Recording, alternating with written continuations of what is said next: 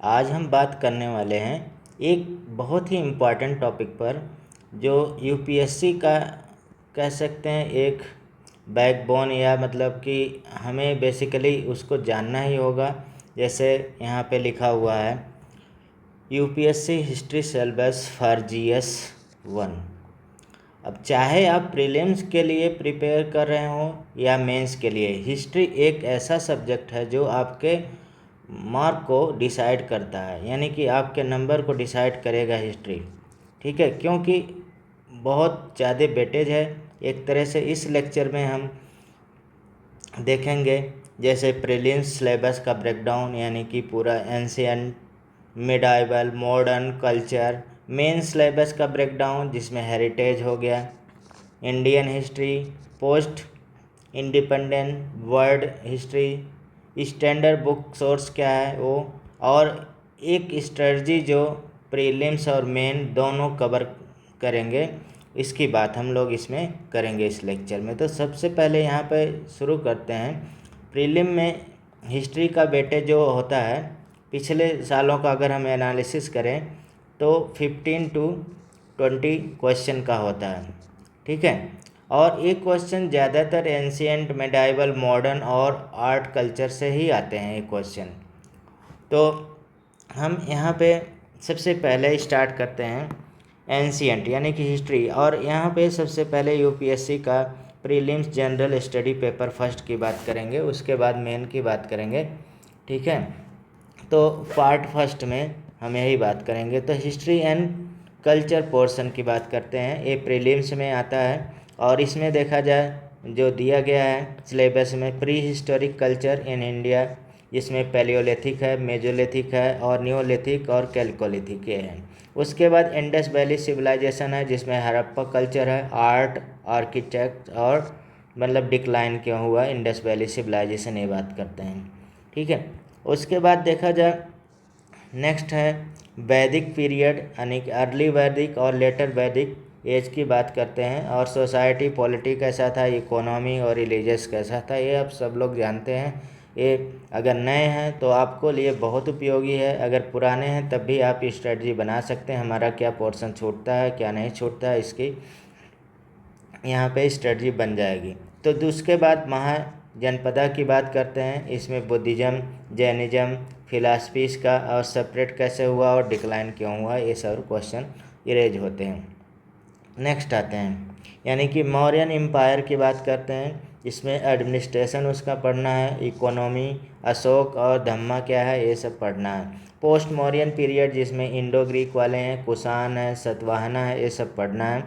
ठीक है, और गुप्ता एज में साइंस, कल्चर, पॉलिटी, इकोनॉमी और आर्ट, आर्किटेक्ट ये बहुत इंपॉर्टेंट है, जो गोल्डन एज बोला जाता है गुप्ता एंशिएंट का गुप्ता एज। उसमें बहुत सारे science, culture, polity, economy, art, architect develop हुए इसलिए। उसके बाद पोस्ट गुप्ता पीरियड में हर्षवर्धना है और रीजनल किंगडम है, पल्लवा है, चोला है, चालुक्य है, ये आपको स्टडी करना है। फिर आते हैं मेडाइवल हिस्ट्री की बात करते हैं।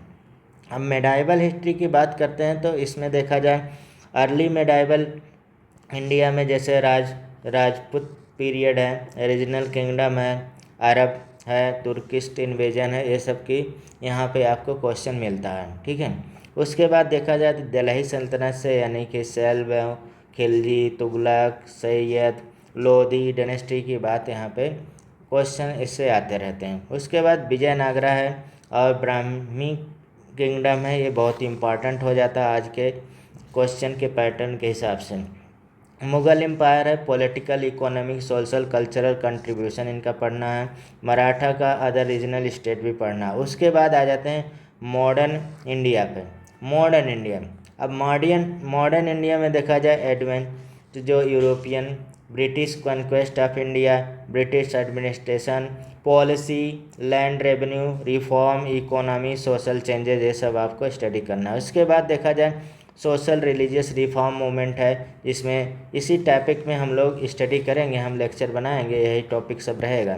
तो सोशल रिलीजियस रिफॉर्म, राजा राम मोहन राय, विवेकानंद, इनको स्टडी करेंगे। अपराइजिंग देखा जाए रिवोल्ट हो गया, और 1857 का रिवोल्ट सबसे एक कह सकते हैं अहम हिस्सा है यहाँ पे, और इससे क्वेश्चन हमेशा आता ही है। ट्राइबल और पेजेंट और मूवमेंट ये सब भी रिवोल्ट से पूछा जाता है क्वेश्चन। रिसेंटली में अगर कुछ उसका 100 ईयर पूरा हो रहा हो या कुछ फंक्शन हुआ हो गवर्नमेंट के द्वारा कंटेम्प्रेरी यानी करंट अफेयर से, तो वहाँ से क्वेश्चन आपको बन जाता है।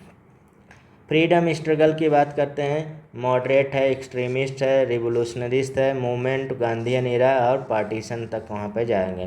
पोस्ट इंडिपेंडेंट कंसोलिडेशन यानी कि integration of princely state, linguistic reorganisation, ये यहाँ तक आपको हिस्ट्री में पढ़ना है। उसके बाद आ जाता है आर्ट एंड कल्चर की बात है। इंडियन और आर्किटेक्ट, एंशियंट है, मेडाइवल, मॉडर्न, ये आपको स्टडी करना। इंडियन पेंटिंग, स्कल्पचर, ये आप 11th की जो बुक है NCERT वहाँ से पढ़ सकते हैं। अभी हम बुक का रिसोर्सेज के बाद में हम बात करेंगे। परफॉर्मिंग आर्ट है, डांस, म्यूजिक, थिएटर है, और रिलीजन, फिलासफी वगैरह। लैंग्वेज क्या है, लिटरेचर, संस्कृत, पाली, प्राकृत, तमिल, पार्सियन, ये सब मतलब आपको थोड़ा बहुत यहाँ पे जानना है, ठीक है। उसके बाद यूनेस्को वर्ल्ड हेरिटेज साइट क्या है, कल्चरल इंस्टीट्यूशन क्या है, ये आपको आर्ट एंड कल्चर में स्टडी करना है। आगे चलते हैं। अब देखा जाए UPSC मेन में है दूसरा पार्ट हमारे पास। अभी हमने जो बात किया था वो UPSC का प्रीलिम्स के इतने सिलेबस है, इतने से आपको अगर आप यहाँ पे एक एक टॉपिक स्टडी करते हैं तो आपको बहुत बेनिफिट मिलेगा। जैसे आप एक दिन ये ले लीजिए, प्री हिस्टोरिक कल्चर इंडिया होगी, जिसमें पैलियोलिथिक, मेसोलिथिक, नियोलिथिक कल्चर हो गया, ये सब आपको। उसके बाद इंडस वैली सिविलाइजेशन हो गया, वैदिक पीरियड हो गया, महाजनपदा हो गया, बुद्धिज्म जैनिज्म हो गया, मौर्यन एम्पायर हो गया, पोस्ट मौर्यन। इस तरह से आपको थोड़ा सा सिलेबस को फोकस करके आपको स्टडी करना है। जैसे हमने पहले लेक्चर में बताया था, विदाउट आप सिलेबस पढ़ रहे हैं तो आप UPSC में सक्सेस नहीं होंगे, क्योंकि बुक से आपको नहीं, बुक में तो अलग डायरेक्शन में, सिलेबस आपको वो कंप्लीट होना चाहिए, क्योंकि इतना ज़्यादा सिलेबस है आप कवर नहीं कर पाएंगे, बहुत ओवरलोड हो जाएगा। आगे चलते हैं हम UPSC main general study paper 1 में। अब देखा जाए GS पेपर 1 में ही रखा गया है, और इसे आप देखा जाए सिलेबस का जो हेडलाइन है UPSC का यही है इतना, यानी कि Indian heritage, culture, history and geography of the world and society, ये है। तो हेडलाइन को हम यहाँ पे एक्सप्लेन कर रहे हैं, आपको पूरा इसी तरह से चलना है। अगर आप चाहें इसमें मेन सिलेबस में क्या है, आप दोनों कवर करके, जो प्री में था और मेंस में है, तो उसको आप मतलब एक तरह स्टडी करेंगे, जो मेंस वाला आएगा उसे आप थोड़ा सा अलग कर लेंगे, सेपरेट कर लेंगे। तो उसी अकॉर्डिंग हमने ये सिलेबस का क्या है ब्रेकडाउन ही किया है। अब आते हैं इंडियन हेरिटेज एंड कल्चर में। तो आर्ट हो गया, लिटरेचर हो गया, आर्किटेक्चर हो गया, एंशियंट टू मॉडर्न, यहाँ तक आपको पढ़ना है। उसके बाद इंडियन हिस्ट्री में वही चीज़ आए, एंशियंट हिस्ट्री आ जाएगा। अब यहाँ पे मेंस में आपको पर्टिकुलर टॉपिक पे फोकस करना है, जो प्रीवियस पेपर में क्वेश्चन आते हैं वहाँ पे आपको फोकस करना है। इसमें देखिए सैलिएंट एस्पेक्ट ऑफ आर्ट हो गया, आर्किटेक्ट हो गया, culture from early time to 18th century ये हो गया। उसके बाद देखा जब मेडाइवल हिस्ट्री है, इसमें मेजर डेनेस्ट्री है, देयर एडमिनिस्ट्रेशन है, सोसाइटी है, कल्चर है, 8 to 18th सेंचुरी तक आपको ये स्टडी करना है एक तरह से मेडाइवल। मॉडर्न में देखा जाए जो सिलेबस है बेसिकली इसमें from mid 18th century to independent पढ़ना है। इसमें पोस्ट इंडिपेंडेंट के भी सिलेबस में दिया हुआ, आगे हम बात करते हैं। इसमें देखा जाए British expansion and administration most important topic है। Economic and social impact of colonial era, ये बहुत इंपॉर्टेंट टॉपिक है। सोशल रिलीजियस रिफॉर्म मूवमेंट, ये बहुत इंपॉर्टेंट टॉपिक है आपका मेंस के मॉडर्न हिस्ट्री में। उसके बाद देखा जाए इसमें आ जाता है freedom struggle, personalities, movement and Gandhian phase, और INA, ठीक है। INA जो सुभाष चंद्र बोस का था, क्वाइट इंडिया, पार्टीशन, ये सब से आपको क्वेश्चन आता है। इसके बाद यहाँ पे देखा जाए आपको क्लियरली लिखा हुआ है पोस्ट इंडिपेंडेंट को भी आप पढ़ना है। Consolidation and reorganisation of India, integration of princely state, linguistic reorganisation, emergency reform, ये सब आपको यहाँ तक स्टडी करना रहेगा। उसके बाद मेंस में ओनली आपको वर्ल्ड हिस्ट्री पढ़ना है। वर्ल्ड हिस्ट्री मेंस में दिया है, प्री में वर्ल्ड हिस्ट्री का जिक्र नहीं है, वो प्री में आता भी नहीं। हाँ कुछ एग्जाम में जैसे आप एसएससी वगैरह एग्ज़ाम में, उसमें एमसीक्यू वर्ल्ड हिस्ट्री से भी कुछ कुछ आते हैं, तो आपको ज़्यादा नहीं आता है उसमें, बस ब्रीफ के रिस्पेक्ट में आता है। तो यहाँ पे देखा जाए वर्ल्ड हिस्ट्री में इंडियन इंडस्ट्रियल रिवोल्यूशन है, ये बहुत इम्पॉर्टेंट है। और वर्ल्ड वार फर्स्ट और सेकंड आपको स्टडी करना है। कॉलोनाइजेशन एंड डीकोलोनाइजेशन आपको पढ़ना है। और रीड्रावल ऑफ नेशनल बाउंड्रीज ये पढ़ना है, ठीक है। पॉलिटिकल फिलासफीज, कम्युनिज्म हो गया, कैपिटलिज्म, सोशलिज्म आपको पढ़ना। कोल्ड वार और इसका इम्पैक्ट क्या है कोल्ड वार का, ये आपको पढ़ना है। और डिसइंटीग्रेशन ऑफ यूएसएसआर और चेंज इन ईस्टर्न यूरोप ये पढ़ना है। और ग्लोबलाइजेशन लास्ट में पढ़ना है, ठीक है।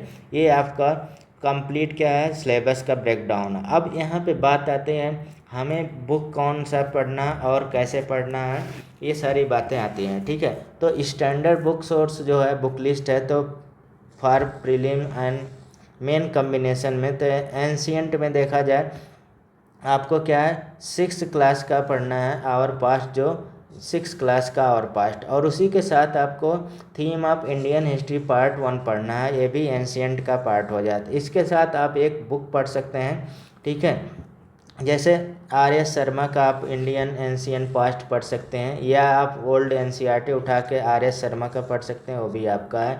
अगर ये आपको नहीं मिल रहा तो आपको ये मार्केट मिल जाएगा, आप ये ले सकते हैं। तो आपका ये पूरा पोर्शन हो जाएगा क्या एंशियंट हिस्ट्री का। उसके बाद मेडाइवल हिस्ट्री में आते हैं, तो इसमें क्लास 7 की बुक आती है जो आवर पास्ट, अब नाम चेंज हो गया है, ठीक है। हम नई एनसीईआरटी 2025 और 26 का आ गया है। और एनसीईआरटी 12 देखा जाए 11th में थीम इन इंडियन हिस्ट्री है, पार्ट 2 ये पढ़ना है। और एक आपको कह सकते हैं दूसरी बुक पढ़ना है जो सप्लीमेंट बुक कह सकते हैं, मेडाइवल इंडिया। और ये देखा जाए या ओल्ड एनसीईआरटी मिल जाए, या आप सतीश चंद्रा के बुक भी ले सकते हैं, कोई भी पेंगुइन वगैरह का आता है। मॉडर्न हिस्ट्री में आ जाते हैं। मॉडर्न हिस्ट्री में देखा जाए अब यहाँ पे 8th क्लास की एनसीईआरटी है, आवर पास्ट 3rd हो जाएगा। और 12 class theme in Indian history, अब पार्ट क्या हो जाएगा, ये 3rd हो जाएगा। बिपिन चंद्रा है, इंडियन स्ट्रगल इंडिपेंडेंट है।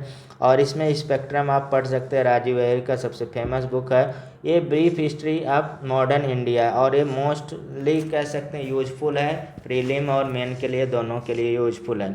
उसके बाद बिपिन चंद्रा की बुक भी आप पढ़ सकते हैं, इंडियन आफ्टर इंडिपेंडेंट पढ़ सकते हैं, फॉर पोस्ट इंडिपेंडेंट मेंस के लिए आपके स्टडी कर सकते हैं। आर्ट एंड कल्चर में देखा जाए एक बुक आती है एनसीईआरटी की जो an introduction of Indian art part 1 2 आप ले सकते हैं, पार्ट 1 ही शायद आया है तो आप पार्ट 1 ही ले सकते हैं, ठीक है। यह आप डाउनलोड करके पढ़ सकते हैं। दूसरा नितिन सिंघानिया का बुक फेमस है, इसी के बेस पे है, तो इंडियन आर्ट एंड कल्चर आप पढ़ सकते हो। CRRT वेबसाइट पे आप सप्लीमेंट्री रीडिंग भी कर सकते हैं, वहाँ पे PDF आपको मिल जाएगा। वर्ल्ड हिस्ट्री और मेनली आपको मेंस में ही आएगा वर्ल्ड हिस्ट्री, तो एनसीईआरटी इसका 9th का आता है, कंटेम्प्रेरी वर्ल्ड सेलेक्टेड, ठीक है। अभी हमने बात किया जो एसएससी वगैरह में तो आपको इसी बुक से मिल जाते हैं question. NCERT 10 theme in world history ये है। उसके बाद आपको बुक भी आते हैं बहुत, जैसे अर्जुन देव की आती है हिस्ट्री ऑफ द वर्ल्ड आता है, नानमल्लोई का आता है मास्टरिंग मॉडर्न वर्ल्ड हिस्ट्री, तो रेफरेंस है, नॉट कंपलसरी, आप मतलब यहाँ पे एक ही बुक पढ़ सकते हैं, ठीक है। तो ये आपका कंप्लीट क्या था, हमने हिस्ट्री का जो GS1 प्रीलिम्स का, GS1 मेंस का पूरा ब्रेकडाउन बताया और कौन कौन सा आपको रिसोर्स यूज करना है उसको। अब यहाँ पे स्ट्रेटजी टिप क्या है, स्ट्रेटजी आपका क्या होना चाहिए, स्ट्रेटजी फोकस बेसिकली देखा जाए लिमिटेड रिसोर्सेज पे होना चाहिए सबसे पहले, और कंटिन्यूस होना चाहिए, कंटिन्यूटी यानी कंसिस्टेंसी मेंटेन करके चलना है। पहला देखा जाए फोकस इन फैक्चुअल रिकॉल, यानी कि डेट, इवेंट और पर्सनालिटी और कल्चर फैक्ट पे आपको प्रीलिम्स के लिए फोकस करना है। जैसे आप देखते हैं आजकल क्रोनोलॉजिकल क्वेश्चन का भरमार है, क्रोनोलॉजिकल क्वेश्चन बहुत आते हैं, ठीक है। दूसरा देखा जाए मेंस, अगर देखा जाए focus on analysis, causes, impact and interlinkage करना है, ठीक है उसका। और रिवाइज क्या करना है, एनसीईआरटी एटलीस्ट 2 टाइम आपको switch to spectrum and standard book पे जाना है। 2 बार आपको कम से कम 2 टाइम्स आपने पढ़ लिया एनसीईआरटी, तब आप स्टैंडर्ड बुक वगैरह पे जाइए तो ज़्यादा बेनिफिट मिलता है। For art and culture practice MCQ करना है मेनली, प्रीलिम्स क्वेश्चन का आर्ट फ्रॉम टेम्पल वगैरह, डांस और यूनेस्को साइट आपको देखना है, ठीक है। तो ये कंप्लीट क्या था बेसिकली, ये हिस्ट्री का कंप्लीट सिलेबस यूपीएससी का, और ये जीएस 1 और जीएस 2 का। अगर यूपी पीसीएस की बात करें तो यहाँ पे कंटेम्प्रेरीली आपको ऐड कर दिया जाएगा, एक अलग से ऐड कर दिया जाएगा सिलेबस की, आपको यूपी के रिस्पेक्ट में भी आपको ये सारी चीज़ें नॉलेज होना चाहिए। यूपी की हिस्ट्री वगैरह ये सब वहाँ पे लिख दिया जाता है एक्स्ट्रा। तो कह सकते हैं आप कंप्लीट हमने यहाँ पे यूपीएससी का एक सिलेबस का ब्रेकडाउन बता दिया और स्टैंडर्ड बुक बता दिया। तो अगले लेक्चर हम लोग पॉलिटी का या जियोग्राफी का ब्रेकडाउन कर लेंगे। फिर आपको इसी लय में आपको एक एक हम यहाँ पे लेक्चर बनाएंगे, ठीक है। अगर आप सहयोग दिए तो लेक्चर कंटिन्यू रहेगा, ठीक है। Thank you very much.